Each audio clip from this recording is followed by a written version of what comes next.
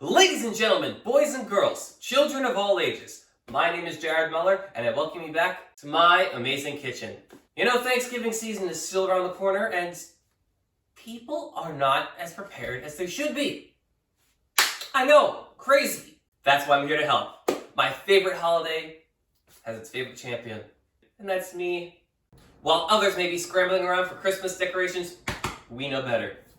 We know it's time to get prepping, baby. Pew pew! Now, the mainstay of Thanksgiving is always the turkey. The big centerpiece, the big, voluptuous turkey. However, we're not making a turkey today. We're gonna make a ham. Because turkey is Thanksgiving Day stuff. Now, my brother's not the biggest fan of turkey. I like ham. So, we're gonna do a ham this time. Give and take. Maybe we'll do a turkey one of these days. It's Thanksgiving, anything can happen. Let's get started. My goodness, would you look at all the goodies? There's so much things in here.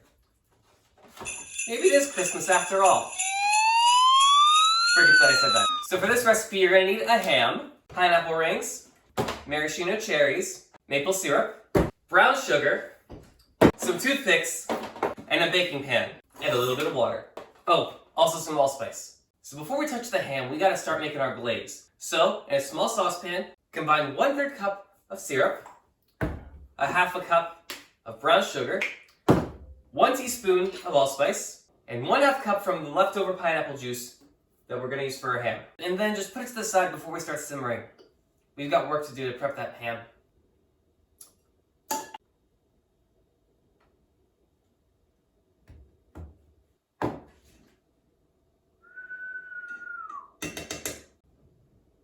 Oh, perfect!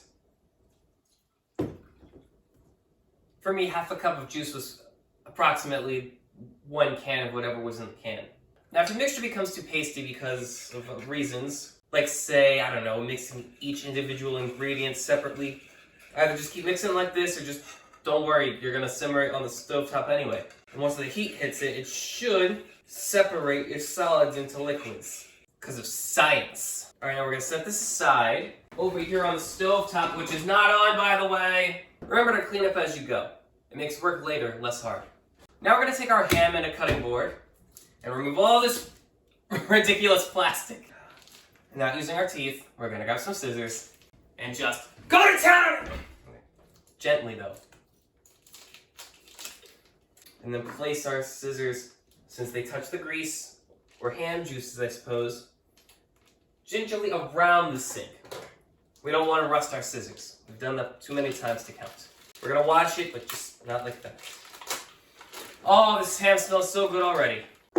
Alright, so first we're gonna start by opening and draining 2 cans of pineapples. We already did the first one in the simmer process. Ow! Slicing off your finger would be preferable. Be right back. Work safety, never heard of it. There we go. Like nothing ever happened. Anyway, continue removing your lid, and then in a separate bowl, just drain it out. Because remember, we want our juices. You know what? I almost forgot. Before we do any of that, slicing your fingers, messing with pineapples, you see this ham here? We gotta take a knife and cut zigzag patterns into it. Makes it look festive, helps get juice in there. Don't go too deep. Like, we're not actually making slicing off the ham, we're just like patterns like this. You see? I hope you can see. Kind of like that. 1/2 inch deep, maybe? I don't know. There we go.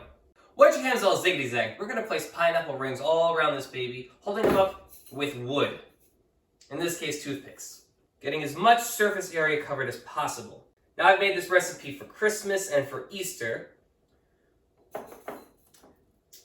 Should really round up the religious holidays by doing it for Thanksgiving, now that you think about it. If you can't find anywhere to stab a toothpick in because of bones, try harder. I'm sure you'll get there somewhere. Ow! Don't get splinters either. I'm just hurting myself left and right here. Some pineapples might need more than 2 toothpicks. Alright, it's covered in pineapples. It doesn't look like a ham anymore. Looks like a pineapple upside down cake. Next, what you're going to want to do is take a jar of maraschino cherries. Pour them into a bowl because it might stain your counters. Oh, that was just all juice. What you want to do is the same thing with the pineapple. You stick a pick in it and put it right in the center hole of each and every pineapple you put. Gonna make this have the worst case of acne it's ever had. Or, just little clown noses everywhere. Ooh! Come on, there we go. I believe the idea behind this is the juices are gonna seep into the meat through those zigzaggedy lines we made. Alright, I think I got them all. Yep, I got them all. Still, there's our prepped ham. What are we gonna do next? I know what we're gonna do. Wash our hands. Next, we're gonna preheat our oven to 180 degrees Celsius. Why is it in Celsius? I only do Fahrenheit. Give me a moment. Apparently, 180 Celsius is 356 in Fahrenheit. So we're gonna turn up to 375 for this. While that's loudly heating up behind me, what we're gonna do is take our basin and a little rack and put it in here. Ta-da! Then I believe we fill it with like a cup or two of water. It was indeed 2 cups. Next, we're gonna place our pineapple ham thingamajig into here.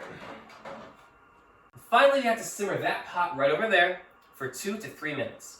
And then baste about 1/3 of whatever's in the pots all over the pineapples. We essentially have to do this till the sugar dissolves, it says. I'm gonna put it in for 1.5 hours, bring it back out, baste it with the rest of our stuff, and put it back in for another 1.5 hours. It'll be falling off the bone in no time. If in no time is around 3.5 hours. Alright, so like I said, we're gonna baste the exterior until it's all covered. Cover your pineapples, your cherries, and dab those exterior shots of meat that are still hanging out. You paint it like a delicate canvas. It's a work of art, after all. Alright, I think we're good. Now that the oven's heated up, like we said, we're going to shove it in there for 1.5 hours. Take her out, and shove her back in there for another 1.5 hours. And if your thing starts to brown on top too quickly for you, cover it with tin foil. It'll bake just as nice. Dang it. What barbaric person left one of the pizza thingies in there? And this. Make sure your oven's prepped before you heat it. It'll save you a lot of time and effort in cooling things down and making a mess.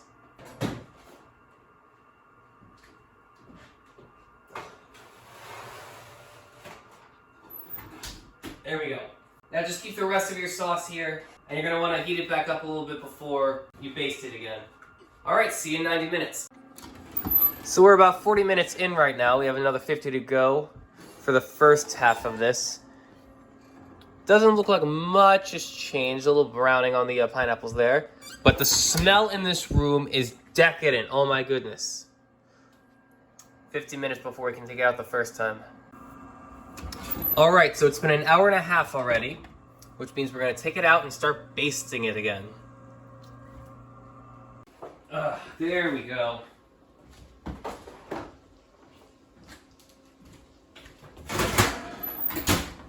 You get a look at this. Yep. That's halfway done. Since it's starting to brown up on top a little bit, I believe I'm going to start putting tinfoil on it. Alright, just like last time. Now that the crevices are opening up, make sure you wedge them in between the crevices as well. You want to saturate it with all this delicious residue, glaze, or what have ye. So I'm going to stick it in for 1/2 hour and then take it out, put the tinfoil on top, and put it in for another hour. Maybe I'll glaze it up again. Definitely, if it starts to look overburnt, put more glaze on it. It'll help cool it off and make it more flavorful. And back in it goes.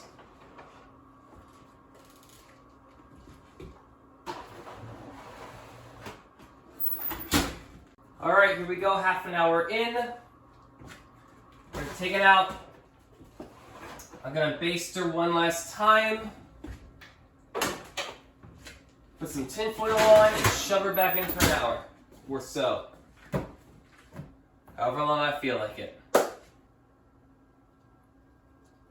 There we go. Crevices, pineapples. There we are. There we go, dump it all out. There we go. Grab your tin foil and just cover it up. Doesn't have to be the prettiest job, just has to get done.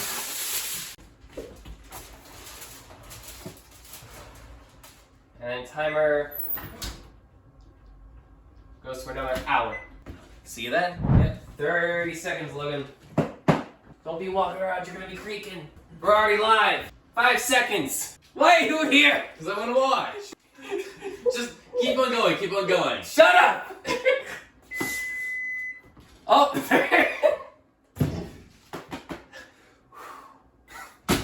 Alright, it's ready. Here we go. It's been 3-ish hours. Shut up! Here we go. Yes, thank you. Alright, here we go. I'm gonna take off the tin foil and voila! I know you can't see. Give me a second. Whoa! Voila! Oh, look at this. It's amazing, isn't it? Perfection. There we go. That's one good-looking ham. Made by one good-looking ham. And you know what? It's all ready for Thanksgiving. For that guy there. He doesn't like turkey. I like ham. You're like, what? I like ham. Continue, continue. I'm trying. I don't. Everything's off the cuff. I don't have scripts. I have recipes, not scripts. Okay. All right. So all that's left to do is remove every single toothpick, and take off the fruit, and cut it. Unfortunately, I don't know how to cut it. I always leave that to my mom, or anyone else who knows how to cut ham. But I guarantee you, this is the best thing you've ever tasted that was a ham-based product. Some say it might be even better than Spam, though I would not approve of those, guys. Spam's pretty good. That's what I'm saying. I wouldn't approve of their message. Spam's amazing. I hope you enjoyed everything. Maybe I'll show it to you cut. Maybe I won't. I won't even be here to eat it tonight. So, oh well. That's me making a lot of stuff, wasting my time, and wasting food for things I won't eat, or won't get a chance to eat. Hello, goodbye, I have no clue. Goodbye. Ah! Oops! You messed up the light. I know, and I missed your head by that much. Yeah, I hit my shoulder.